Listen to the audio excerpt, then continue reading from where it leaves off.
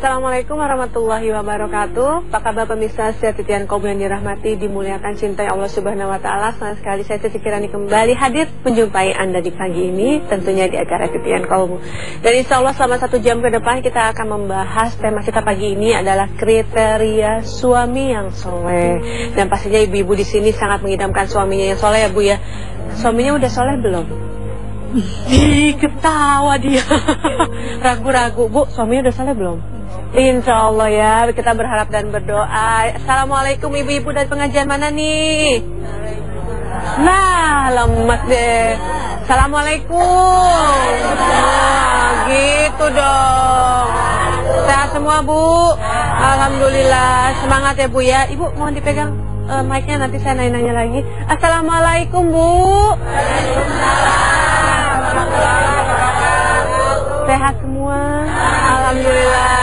Alhamdulillah lancar ya Bu ya. Selamat sampai sini. Dari pengajian mana ya Bu? Muslimun. Amin. Ini Muslimun, nanti kita akan membahas tentang kriteria suami yang solehana. Untuk kita akan membahas insya Allah selama 1 jam ke depan ini. Langsung saja kita akan hadirkan ustadznya. Dan alhamdulillah sudah berada. Nantinya akan berada di tengah-tengah kita. Assalamualaikum Ustadz. Ustadz.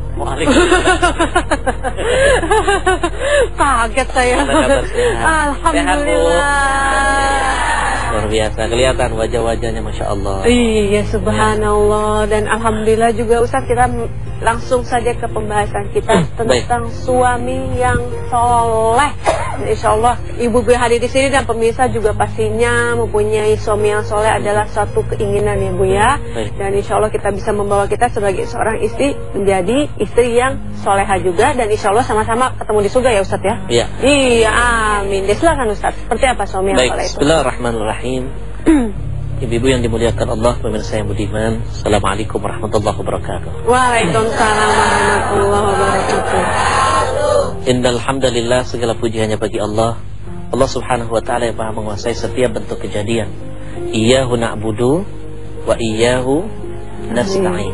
Hanya kepada Allah kita menyembah dan hanya kepada Allah juga kita meminta. Tidak ada kata-kata yang indah melainkan lidah ini selalu bersyukur kepada Allah. Di antara nikmat yang harus kita syukuri ada namanya nikmat sehat. Kalau ngomong-ngomong soal sehat semua kan? Amin. Alhamdulillah. Sehat itu adalah nikmat terbesar kedua setelah apa? Iman. Dengan sehat orang bisa memperindah hablum minallahnya. Iya. Ketika sehat, dia akan mampu mempercantik hablum minan nasnya.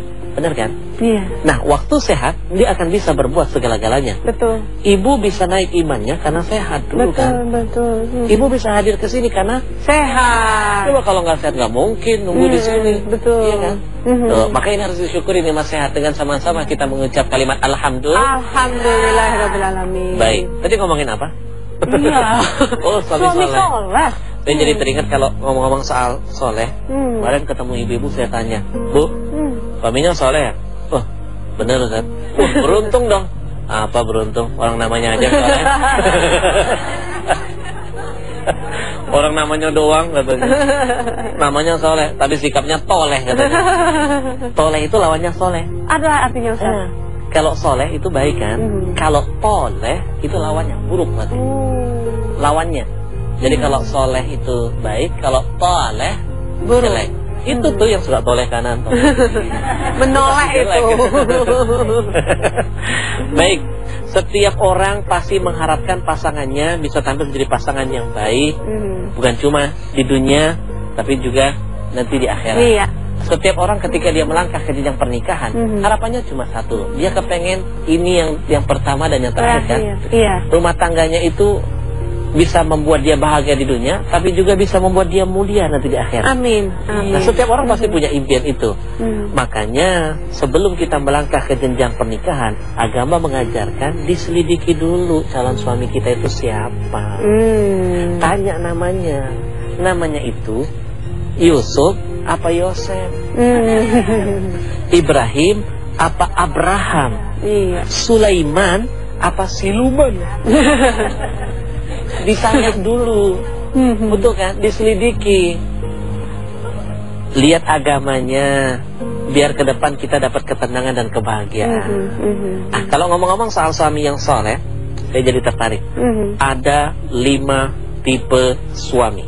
Wow, subhanallah. Saya bagi jadi 5. Lihat diri masing-masing. Bayangkan suami ibu yang nan jauh di sana. Kira-kira si Otong, si Ujang, siapa lagi nih? Si Asep. Kira-kira termasuk tipe suami yang seperti apa? Boleh dibuka, Bu, kalau ada fotonya, boleh dilihat. Lihatin suaminya. Pelototin. Jangan ngebayangin suami orang ya. Kira-kira suami saya termasuk seperti apa ya? Nah, tuh yang di rumah Mas, siap-siap Mas. Kira-kira termasuk tipe yang seperti apa dirimu? Yang pertama, saya membagi suami itu menjadi 5. Yang pertama itu adalah suami kategori wajib. Wajib. Definisinya, ini kok pada gugup semua. Waduh. Siap-siap mikir. Aduh, suami saya seperti apa? Santai. Yang pertama, tipe suami wajib. Definisinya, makhluk yang satu ini, dia ada di rumah, nyenengin hati istrinya. Adanya dia memberikan ketenangan. Subhanallah. Dia ada memberikan keberkatan. Adanya dia memberikan manfaat buat makhluk lain, buat istrinya, buat anak-anaknya. Ketika dia tidak ada di rumah, katakanlah dia pergi ke kantor, dia keluar, ketidakhadiran dia mengundang kerinduan. Subhanallah. Adanya dia nyenengin, ditunggu-tungguin. Dia nggak ada, ngangenin. Ditelepon-telepon, diharapkan cepat pulang. Subhanallah. Baru sebentar suami tipe wajib ini pergi dari rumah, pamit, Mama, Papa masuk kantor dulu sebentar. Baru 5 menit, udah nggak betah istrinya. Kirim SMS, Papa kangen. Pulang suaminya ke rumah. Besok suaminya masuk lagi ke kantor, istrinya merasa gundah, ada sesuatu yang hilang rasanya. Kirim SMS lagi, Papa pulang. Pulang suaminya ke rumah. Hari ketiga suami pergi lagi ke kantor, istrinya merasa, aduh, ada sesuatu yang kayaknya hilang. Tidak ada sesuatu yang, aduh gimana pokoknya. Biasa Bu, kalau suami idaman, nyenangin loh. Ini tipe suami idaman. Hari ketiga pergi kantor, ibu kangen lagi, kirim SMS, Papa cepet pulang ke rumah. Hari keempat suaminya masuk kantor, insya Allah dipecat. Pulang mulu. Karena salah hari diajak nggak bener, minggat sama istri. Ada juga istrinya SMS, pulang, kenapa? Uang belanja ketinggalan. Baik, Ustaz, kita akan lanjutkan pemirsa tentang 5 tipe kriteria apa sebagai istri suami yang soleh maksud saya. Tetap bersama kami di Titian Kolbu, insya Allah.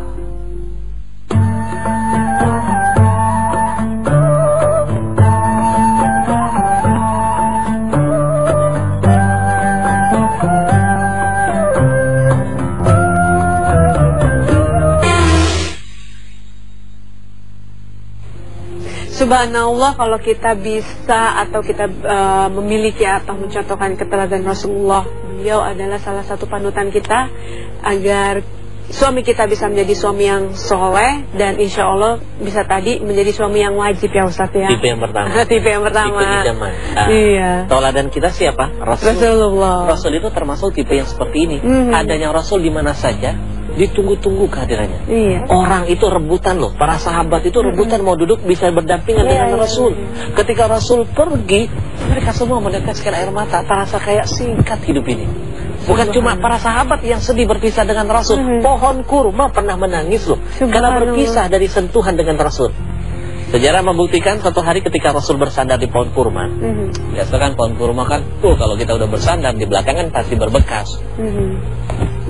Ada seorang wanita datang, kasihan lihat Nabi bersandar di pohon kurma. Dulu belum ada mimbar, badan Nabi berbekas. Akhirnya wanita ini memberikan tawaran, ya Rasul, ala nattakhis laka mimbara, boleh nggak saya beramal, saya bikinin mimbar ya, biar nggak bersandar di pohon kurma.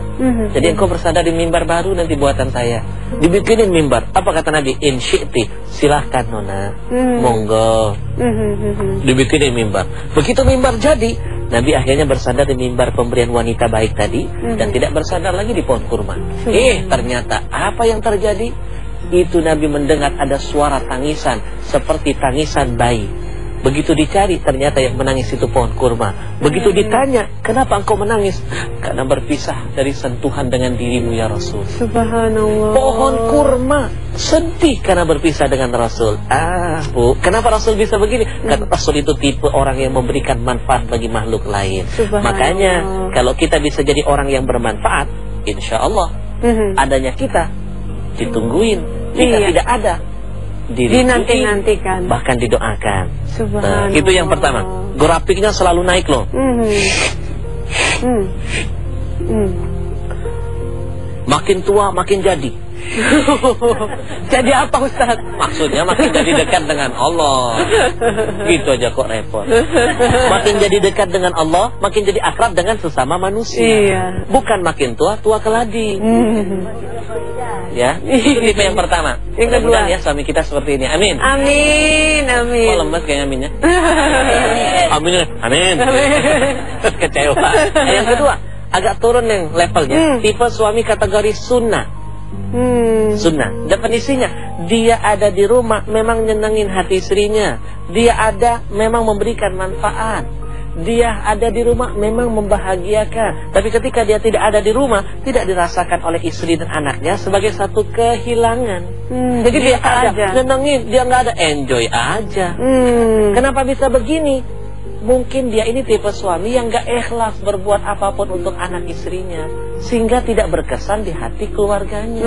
Tolong diingat ya, catatan buat semuanya. Apapun yang kita lakukan di dunia ini, kalau tidak berangkat dari keikhlasan, kalau tidak karena Allah, kalau tidak dari hati kita yang paling dalam, maka tidak akan berkesan di hati orang lain. Makanya orang bijak mengajarkan, awali setiap gerak-gerik kita dari hati yang paling dalam menuju ke hati orang, maka insya Allah akan berkesan di hati orang lain.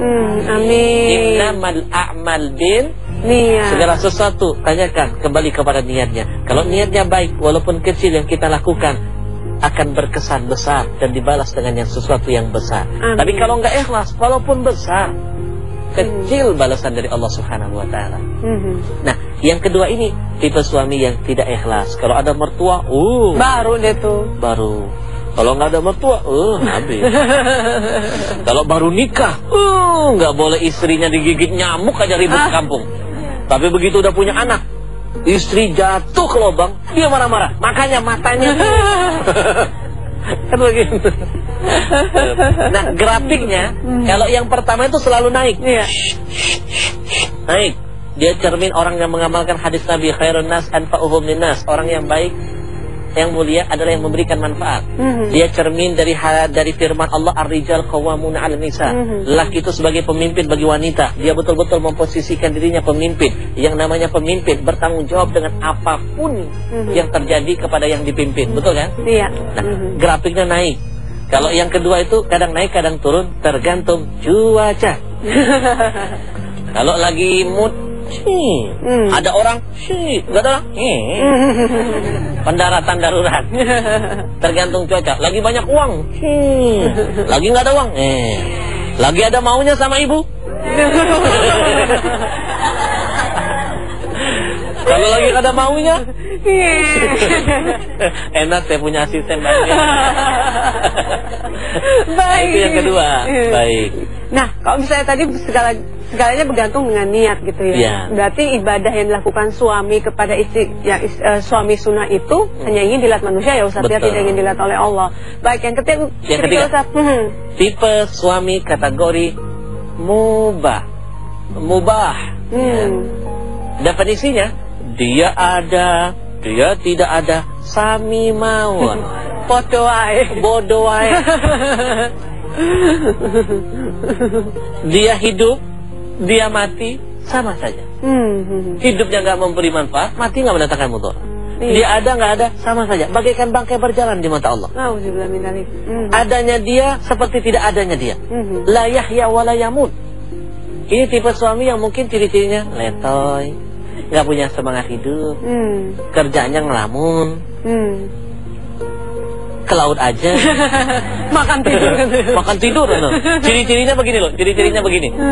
Bangun tidur. Itu Mbak Surip. Nggak ada hubungannya. Saya nggak bangun-bangun karena tidur. Maksudnya begini, dia itu tipe suami yang tampilannya begini. Bangun tidur, mandi. Habis mandi, makan.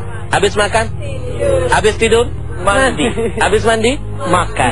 Habis makan, tidur. Besok rojiun dia. Walaupun dia rojiun, dia meninggal, gak ada yang sedih loh. Jangankan tetangga, istrinya aja gak merasa kehilangan. Tiba-tiba istrinya pergi ke pasar pagi. Jam 10 suaminya meninggal. Suaminya tipe mubah. Tiba-tiba ada bendera kuning. Orang kalau mati di sini benderanya apa ya? Kuning. Saya bilang pink. Nggak, soalnya begini beda. Kadang-kadang kalau di kampung saya Palembang warnanya hijau. Kalau di Bali itu warnanya merah. Kalau di satu tempat ada yang warnanya putih. Ada yang kuning, kan beda-beda. Nah, suami tipe ketiga begitu dia meninggal dunia, istrinya nggak sedih. Tiba-tiba istrinya lihat ada bendera kuning di depan rumah, ada papan pengumuman telah meninggal dunia. Istrinya pulang, kaget. Istrinya malah begini. Oh, udah meninggal ya? Astagfirullahaladzim. Nggak ada kesan. Lah, kalau buat orang yang paling terdekat saja nggak berkesan, pertanyaannya, apakah dia bisa berkesan buat orang yang jauh seperti tetangganya? Mimpi kali ya? Betul kan? Nah, kenapa? Karena dia orang yang tidak bisa memberi manfaat. Mohon maaf, jangankan bermanfaat untuk orang lain, untuk dirinya saja dia nggak bermanfaat. Benar nggak? Betul. Grafiknya, kalau berbicara tentang grafik, standar. Jangan mimpi naik, turun enggak, naik enggak, cuma orang udah ke bulan dia masih muter-muter di kamar mandi. Nggak punya semangat, nggak punya cita-cita, nggak punya rencana. Hidup itu harus punya rencana loh. Ya, baik. Yang keempat, jangan heran kalau ada penceramah suka lihat jam. Itu sebenarnya teknik. Sebenarnya dia lagi mikir, abis ini mau ngomong apa. Gitu aja kok repot. Nah, yang keempat, tipe suami kategori makruh. Apa, Bu? Makruh. Nah, tipe suami makruh maksudnya apa? Definisinya, dia ada di rumah tidak diharapkan oleh istri dan anaknya. Ketika dia tidak ada justru diharapkan. Tapi yang paling bahaya adalah tipe suami kategori haramun. Maksudnya apa? Dia ada di rumah, pertama nggak diharapin kehadirannya. Istrinya nggak senang dia ada, anaknya apalagi. Karena dengan adanya dia mendatangkan kerugian buat istri dan anaknya. Ketika dia tidak ada di rumah, istrinya senang, anaknya selalu berdoa. Alhamdulillah, ya Allah, untung makhluk itu nggak ada. Dia nggak ada orang alhamdulillah loh. Dia ada orang nggak senang karena dapat kerugian. Ketika tidak ada orang justru bahagia karena dapat keberuntungan dengan ketidakhadirannya. Dengan kata lain, ini namanya suami biang kerok. Ada dia di mana saja jadi kerok. Ini namanya suami the trouble maker. Do you understand? Ya. Yes, yes. Udah kayak anak sekolah ya. Ada katrok, so ngerti, orang saya nggak paham. Nah, kalau Ustadz, kalau misalnya memang ada ibu-ibu atau pemirsa di rumah yang sudah telanjur memiliki suami yang haram ini, apa yang harus dilakukan, Ustadz? Pertama, berdoa kepada Allah. Bersabar dulu ya, bersabar. Ya, yang kedua berdoa. Yang ketiga, kasih masukan kepada suami, kasih semangat. Ya, kalau nggak bisa secara langsung, cari orang ketiga. Orang ketiga itu siapa? Ustaz. Bisa, boleh jadi ustaz, ustazah, atau pamannya, atau orang tuanya, atau teman-temannya yang baik. Begitu kan? Harus ada yang memfasilitasi, yang menjembatani dia untuk lebih dekat kepada Allah. Iya. Begitu. Iya. Nah, itu baru definisi, belum ciri-cirinya. Oh, belum ciri-cirinya. Ini baru bukaan 1. Masih ada pembukaan 9. Kayak melahirkan jadi. Iya. Nah, di antara kelima kriteria itu kayaknya yang paling kita senangin ya Bu ya, adalah kriteria yang pertama yang wajib itu ya Bu ya. Terima kasih banyak. Loh, Ustaz. Nah, Kalau misalnya Ustaz, kayaknya zaman sekarang mencari atau kita mengidamkan sosok suami gitu ya Bu ya, yang dalam arti kata suami yang soleh juga perlu dengan likud, penuh dengan proses gitu ya. Untuk kita menuju suami menuju titik kesolehan itu kan pasti ada prosesnya Ustaz ya. Tadi adalah definisinya. Terus nanti kita akan bahas ciri-cirinya Ustaz ya. Jangan kemana-mana pemirsa, ciri-ciri suami soleh seperti apa yang kita inginkan idamkan. Tetap bersama kami di Titian Kolbu, insya Allah.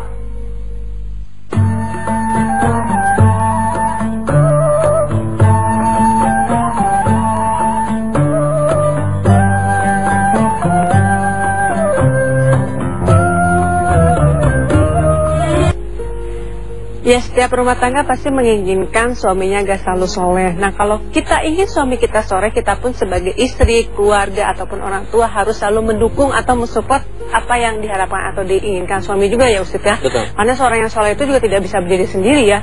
Tanpa dukungan, support apalagi dari istri yang tercinta pun juga istilahnya tidak akan berdiri dengan sendiri ya seorang yang soleh itu. Jangan salah, dukungan dari orang yang terdekat itu sangat mempengaruhi loh. Betul kan? Iya. Makanya lihat Rasulullah, salah satu kunci kesuksesan dakwahnya Rasul karena Rasul didukung oleh istrinya. Iya, betul. Dakwahnya Rasul itu sukses karena didanain oleh istrinya, Khadijah yang mendukung. Ketika Rasul pertama kali melihat malaikat kan gemeteran. Kemudian zammiluni, selimutin aku, selimutin. Ketika itu Khadijah memberikan semangat dan motivasi. Betul. Jadi tidak hanya kita, misalnya suami kita soleh, kita ingin, tapi kita juga jangan terlalu cuek juga dengan suami. Kita juga harus mensupport dan mendoakan. Ada satu lagi. Iya, Pak. Terkadang begini loh. Ibu-ibu kadang-kadang pengen masuk surga sendirian. Kadang-kadang nggak ngajak suami. Contohnya apa? Kalau pengajian dia datang sendirian, suami nggak diajak. Makanya nanti lain kali ajak suami. Kalau ibu pergi pengajian sendirian, nggak ngajak anak, nggak ngajak suami, berarti kita cuma ingin masuk surga sendirian dan cuma ingin selamat dari neraka sendirian. Berarti kita cuma ngamalin ayat Al-Quran setengah potong. Ku anfusakum wa ahlikumnya kita lupakan. Nah, kalau pulang kerja maksudnya, kalau kerja ya dipecat lah. Baik, kalau tadi kita sudah di dua segmen terakhir kita membahas tentang definisi, ciri-cirinya nih Ustaz. Baik, ciri-cirinya. Masih ingat tadi yang pertama tipe apa? Wajib. 15 orang yang jawab. Tipe wajib. Dia ada, ditungguin, dimuliakan. Kalaupun dia meninggal dunia, dikenang dan didoakan. Kita itu kepengen hidup kita seperti itu. Adanya kita dihargai, kita tidak ada didoakan. Iya. Jasad boleh hancur, tapi nama tetap hidup. Betul. Itu motonya. Nah, kenapa dia bisa jadi tipe suami idaman? Yang pertama, dia itu betul-betul menjadi imam dalam rumah tangganya. Artinya imam apa? Pemimpin. Dalam segala hal dia bisa memimpin istri dan anak-anaknya. Dia nahkoda kalau ibaratnya kapal. Iya. Betul? Dia menjadi suami yang bertanggung jawab kepada anak istrinya. Yang ketiga, dia tipe suami yang tidak pernah berbuat dolim kepada istri. Subhanallah. Kalaupun istrinya berbuat sesuatu kesalahan, dia tampil menjadi suami yang pemaaf dan sabar. Kalaupun suami istrinya marah-marahin dia nggak pernah marah juga. Sabar, karena dia memahami, oh istri saya mungkin kerjanya capek, faktor keletihan membakar emosinya. Dia ngomel berarti ujian buat saya, nggak apa-apa, saya sabar. Nah, itu yang pernah dicontohkan Sayyidina Umar. Sayyidina Umar. Waduh, langsung ibu-ibu. Masya Allah. Penting Masya Allah. Di belakang bilang, tuh lewat kayaknya. Kayaknya bukan ini. Saya jadi teringat ada kisah. Ada salah seorang sahabatnya Sayyidina Umar. Dia punya istri, istrinya suka ngomel-ngomel. Tiap hari dimarahin terus suaminya. Lama-lama ada batas kesabaran. Dia bilang ke istrinya, kamu jangan main-main loh. Gini-gini, suamimu teman Umar bin Khattab, khalifah sekarang, presiden loh dia sekarang. Jangan main-main loh. Kamu tak laporin loh dengan Umar. Nanti kalau dia tahu kamu tipe istri yang suka ngelawan, lidah kamu bisa dipotong. Wah, istrinya nggak kalah gentar. Silakan, aduh, saya nggak takut dengan Umar. Emang gue pikirin. Perempuan kan suka begitu, dikit-dikit EGP. Emang gue pikirin. Wah, kesel suaminya, dilaporin sama Umar. Begitu dia datang ke rumah Umar, ketok pintu. Assalamualaikum.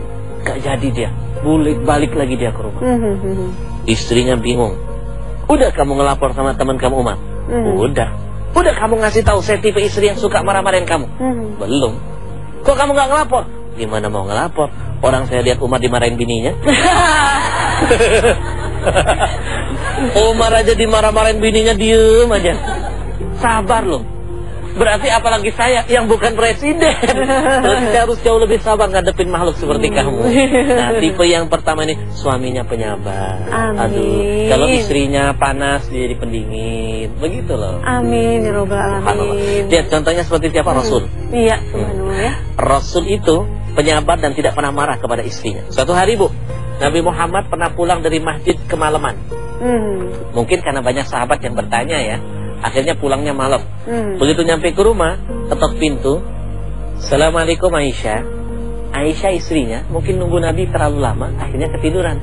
Kadang-kadang suka begitu kan? Iya. Nunggu lama, akhirnya ketiduran. Apalagi kalau waktu siang kecapean. Biasanya orang kalau capek kerja tidurnya nyenyak. Iya. Nah, kadang-kadang suami nggak ngerti kita lagi capek, bener nggak? Ya keluarin unek-uneknya, nggak apa-apa. Seneng dibelainnya. Nabi ketok pintu, nggak ada yang jawab. Aisyah nggak mendengar. 2 kali diulangi, Assalamualaikum Aisyah. Tidak ada balasan. Yang ketiga kali loh, lebih rendah, Assalamualaikum Aisyah. Tidak ada jawaban. Marahkah Nabi? Tidak. Beliau memilih tampil menjadi suami yang mengalah. Dia ambil serbannya, beliau bentangkan di depan pintu rumahnya, dan beliau memilih tidur di depan rumah. Coba renungkan, seorang nabi, manusia yang pertama pasti masuk surga. Orang yang bukan cuma mulia di dunia tapi terhormat di akhirat. Gak pernah ada kata-kata gengsi untuk memuliakan seorang wanita. Tidak pernah merasa malu untuk tidur di rumah demi seorang istrinya. Maka pantas Nabi mengatakan, lelaki yang paling mulia adalah siapa yang bisa memuliakan wanita. Subhanallah. Artinya sebaliknya, kalau ada lelaki yang membuat wanita berbuat zalim kepada wanita, berarti dia adalah lelaki yang paling hina. Betul kan? Iya, Masya Allah. Senang dibelainnya. Senang banget dibelain. Betulnya ngotot. Bu, bayangin, Rasul gak gengsi loh, tidur di depan rumah 3 kali, ketuk pintu gak dibuka. Coba kalau suami zaman sekarang, kalau gak hancur itu rumah, bener kan? Tetangga pada bangun. Sepertiga malam, Aisyah terbangun dari tidurnya. Lihat kanan kiri belum ada Rasul yang dicintai ada di sampingnya. Aisyah bangun, dia bergegas membuka pintu rumahnya. Begitu dia buka pintu, air matanya bercucuran. Ketika melihat orang yang paling dia cintai, orang yang sangat dia muliakan, orang yang dicintai Allah, mau mengalah tidur di atas tanah demi kehormatan dirinya. Aisyah meneteskan air mata seraya mohon maaf ya Rasul, maafkan saya ya Rasul. Ekspresi. Kesinetron jadi. Ya jangan salah, ceramah harus pakai gaya. Kalau tegang harus dengan ekspresi. Coba Ustaz nangis gimana? Kalau senyum dengan ketawa. Kalau sedih harus dengan tangisan. Please deh. Bu, Aisyah menangis. Ya Rasul, maafkan saya.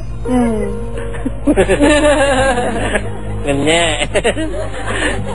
Ya Rasul, maafkan saya, semalam saya tidurnya terlalu nyenyak ya Rasul, sampai tidak mendengar salammu.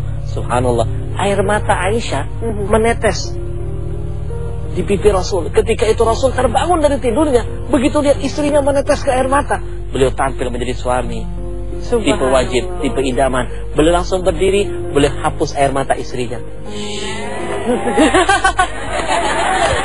Kepengen.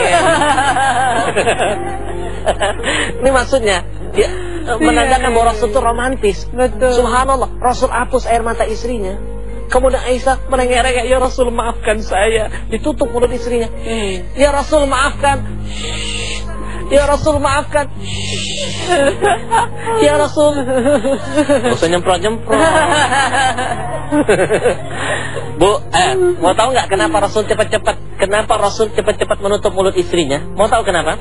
Biar istrinya tidak terlalu lama larut dalam penyesalan dan kesalahan. Subhanallah. Hebat loh. Benar-benar suami idaman.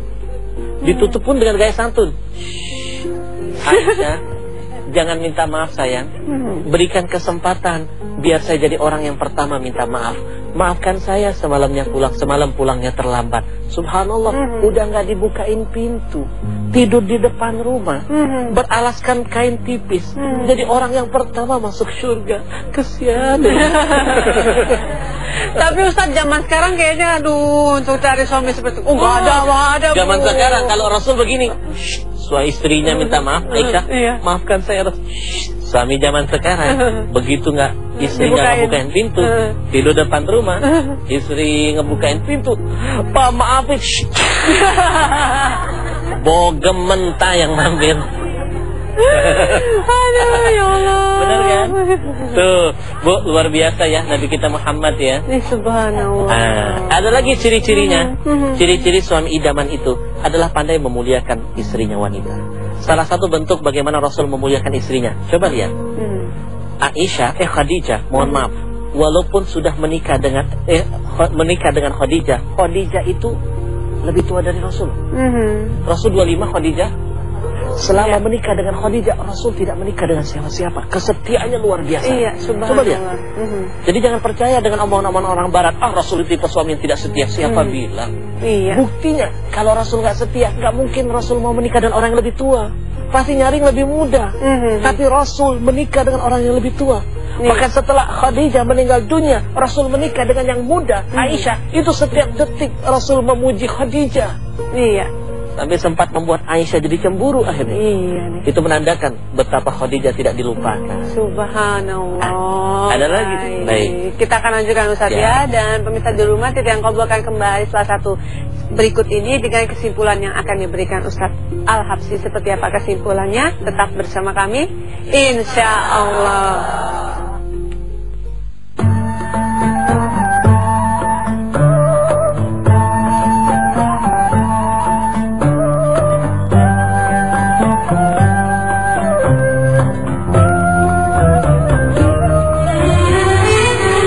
Iya, dan alhamdulillah Ustadz Al-Habsyi sudah memberikan kriteria suami wajib seperti yang dicontohkan Rasulullah SAW. Pertanyaannya, sudahkah Anda menjadi suami yang wajib itu? Nah, untuk membahasnya lagi tentang suami yang wajib, pastinya kita akan berbicara dengan Rasulullah. Nah, bagaimana dengan suami yang sunnah, Ustadz? Suami yang sunnah tentu levelnya lebih turun sedikit ya. Ya, mungkin dia nggak ikhlas ketika pertama. Ketika ada maunya, baru dia sayang kepada istrinya. Ketika tidak ada mau, istri sering dilupakan. Ya, faktor lebih kepada ikhlas atau tidak. Kalau yang pertama itu, yang wajib dia berbuat itu semata-mata ingin mengharap ridho Allah. Kemudian dia ingin mengamalkan hadis Rasul, memuliakan wanita. Ya, nah, mohon maaf tadi saya sempat terlupa. Salah satu bentuk kemuliaan yang diberikan Rasul kepada istrinya. Coba lihat, istrinya itu dipanggil dengan panggilan sayang, romantis. Coba selidiki sejarah. Aisyah itu dipanggil apa? Humairah. Lah kita. Maklum. Kadang-kadang manggilnya nggak enak ya Bu ya. Gimana mau rumah tangga jadi sakinah kalau nggak ada kata-kata sayang, romantis, bener nggak? Ini hari kesel sama kita. Ini hari manggil gajah bengkak. Besok marah sama kita, ganti lagi monyet lo. Besok marah lagi, ganti kerbau lo. Anak kita ngedengerin dari belakang mikir, ini mama kita binatang apa manusia? Semua nama binatang diabsenin. Dia Rasul, subhanallah. Aisyah dipanggil Humairah. Humairah itu artinya kemerah-merahan. Maksudnya apa? Orang Arab itu, lihat, yang pernah umrah, haji, pasti tahu loh. Orang Arab itu pernah umrah kan? Ya, kalau nggak pernah, mau saya aja. Mimpi katanya. Mau saya kasih tiket umrah cuma-cuma. Cuma nyampe bandara.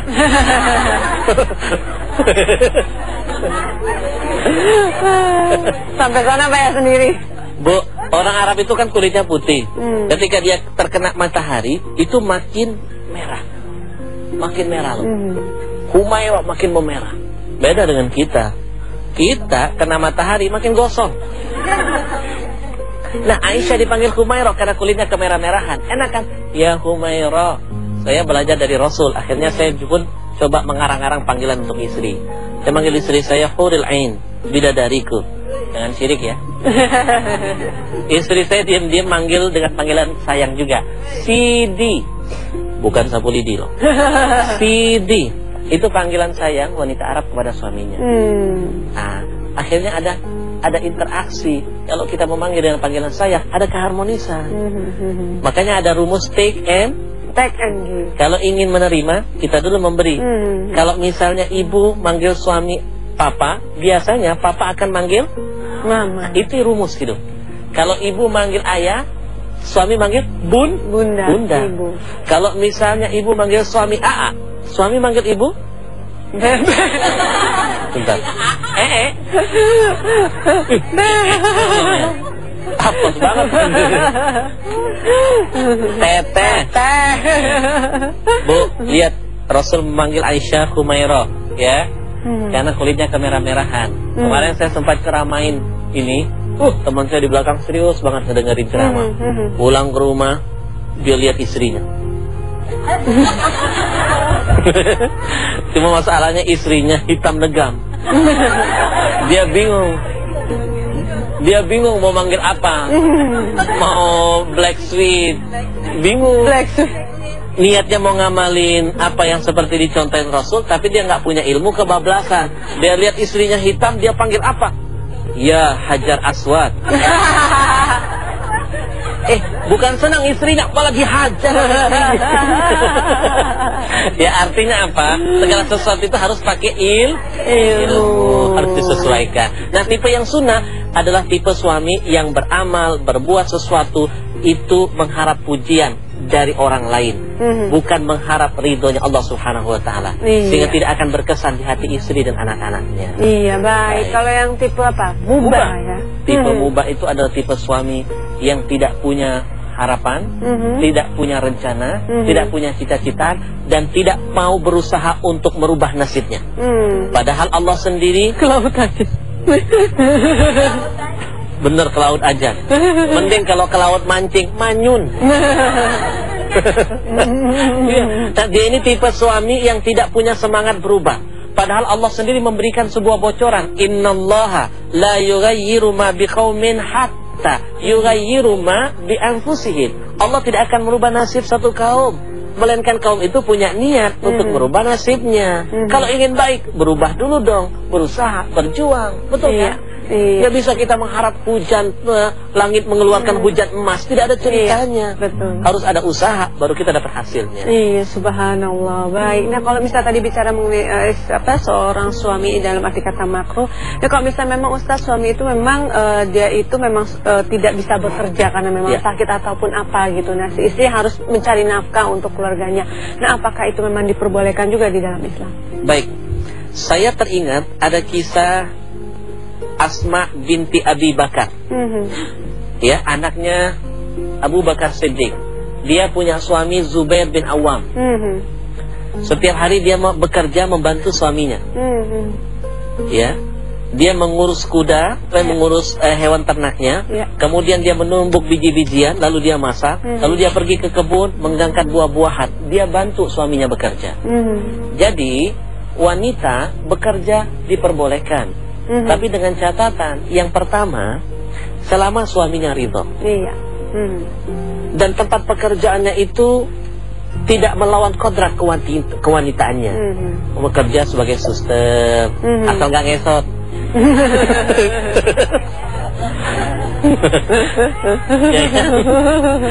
Ya, masa wanita kerjanya jadi petinju?